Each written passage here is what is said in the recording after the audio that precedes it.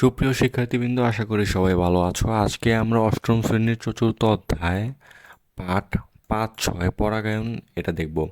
পরাগায়নকে পরাগ সংযোগও বলা হয়ে থাকে। পরাগায়ন ফল ও বীজ উৎপাদনের প্রক্রিয়ায় পূর্বশর্ত। ফুলের পরাগধানী হতে পরাগরেণু একই ফুলে অথবা একই জাতের অন্য ফুলের গর্ভমুণ্ডে স্থানান্তরিত হওয়াকে পরাগায়ন বলে। পরাগায়ন দু প্রকার: স্বপরাগায়ন, পরপরাগায়ন।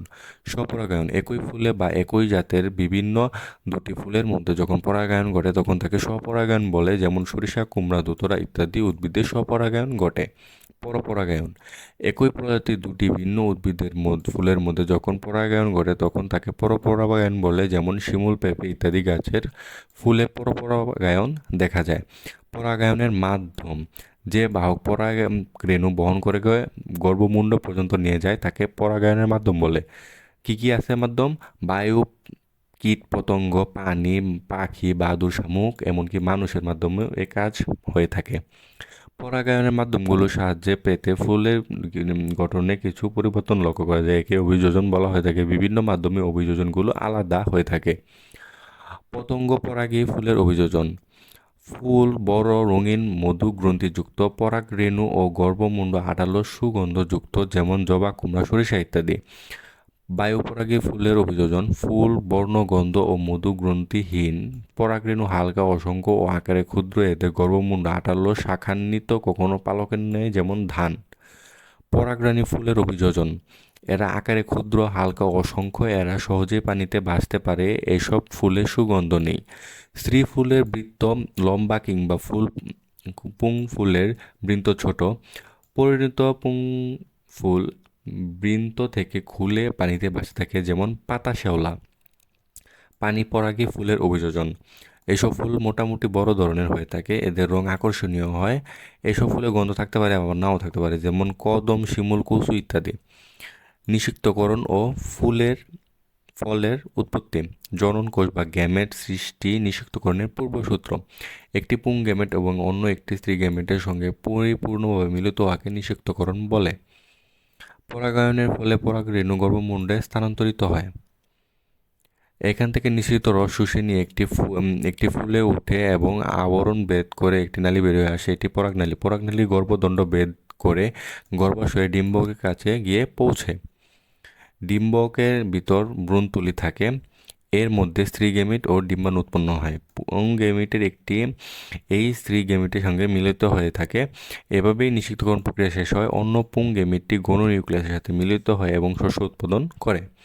ফলের উৎপত্তি: নিষিক্তকরণ প্রক্রিয়া শেষ হলেই ফল গঠনের প্রক্রিয়া শুরু হয়। নিষিক্তকরণ প্রক্রিয়া গর্ভাশয়ে যে উদ্দীপনা সৃষ্টি হয় তার কারণে ধীরে ধীরে গর্ভাশয়টি ফলে পরিণত হয় আর ডিম্বক বীজে পরিণত হয়। এটা বুঝবে কীভাবে? দেখো, ডিম্বক ব আছে তাই বীজ।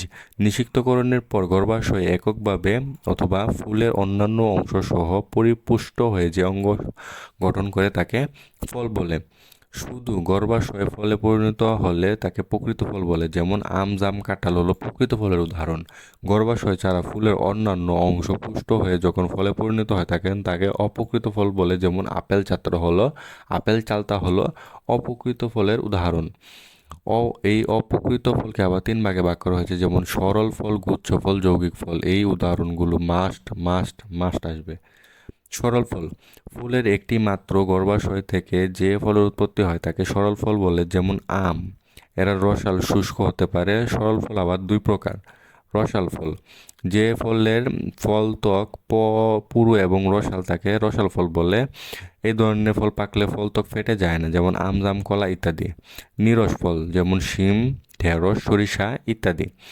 গুচ্ছ ফল: এই ফুলে কখনো অনেকগুলো গর্ভাশয় থাকে এবং প্রতিটি গর্ভাশয় ফলে একটি পরিণত হয়ে একটি বোটার উপর গুচ্ছাকারে থাকে, তখন তাকে গুচ্ছ ফল বলে, যেমন চাম্পা, নয়নতারা, আকন্দ, আতা, শরীফা ইত্যাদি।